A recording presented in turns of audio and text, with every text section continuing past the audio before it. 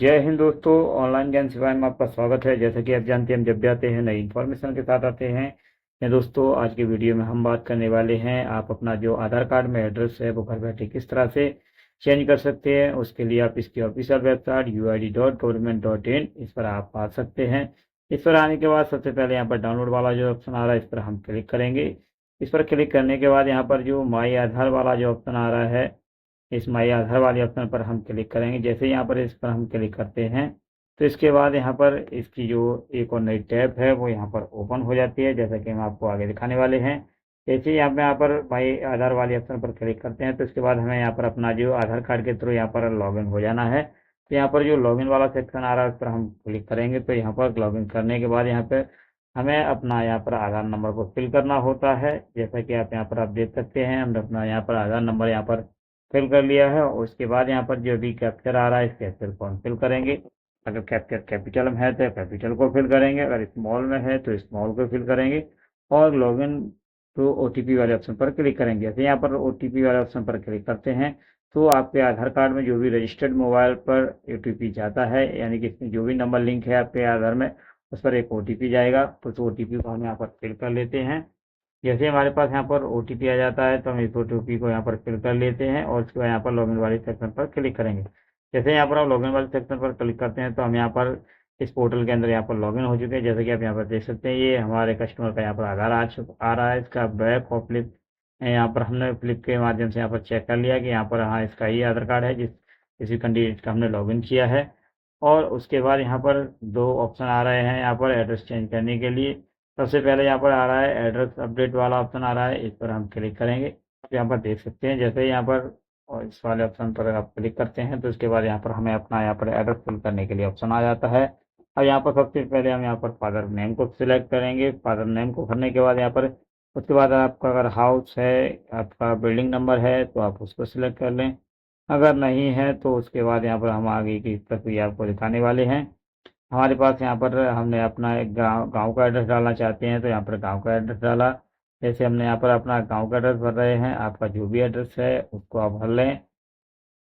अगर आपका हिंदी में नाम सही नहीं आता है तो आप यहाँ पर गूगल ट्रांसलेट की मदद ले सकते हैं। अगर इसमें आप गूगल में टाइप करेंगे तो उसका आप यहाँ पर हिंदी में कन्वर्ट कर लेंगे और उस हिंदी को यहाँ पर आकर पेस्ट कर लेंगे। और उसके बाद यहाँ पर जैसे हमने ग्राम को डाला उसके बाद यहाँ पर नीचे हम पोस्ट को डालते हैं। जो भी आपका पोस्ट पड़ता है उस पोस्ट को यहाँ पर हम फिल कर लेंगे।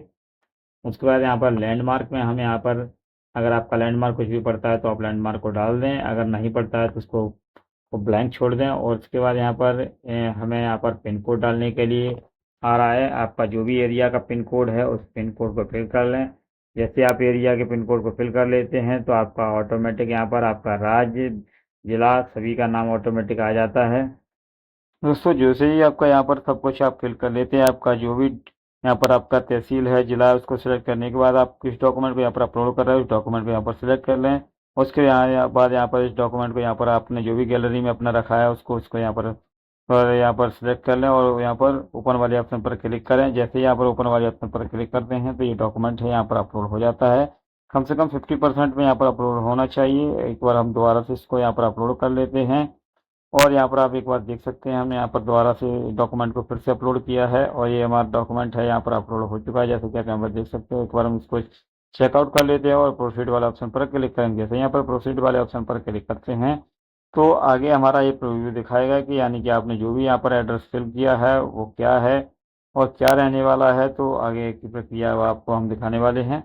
जैसा कि आप देख सकते हैं, हमने सभी समस्त डिटेल यहाँ पर अब हमारी आ चुका है, यानी कि प्रीव्यू आ चुका है। एक बार हम यहाँ पर एड्रेस को वेरीफाई कर लेते हैं कि हमने जो अभी एड्रेस यहाँ पर फिल किया है वो सही है कि नहीं है। अगर नहीं है तो आप यहाँ पर कैंसिल वाला ऑप्शन आ रहा है, इस पर क्लिक करके आप दोबारा से यहाँ पर इस फॉर्म को फिर से एडिट कर सकते हैं। और एक बार यहाँ पर आप अच्छे से चेक कर लें कि यहाँ पर पिता का नाम आपने जो भी भरा है वो सही है कि नहीं है।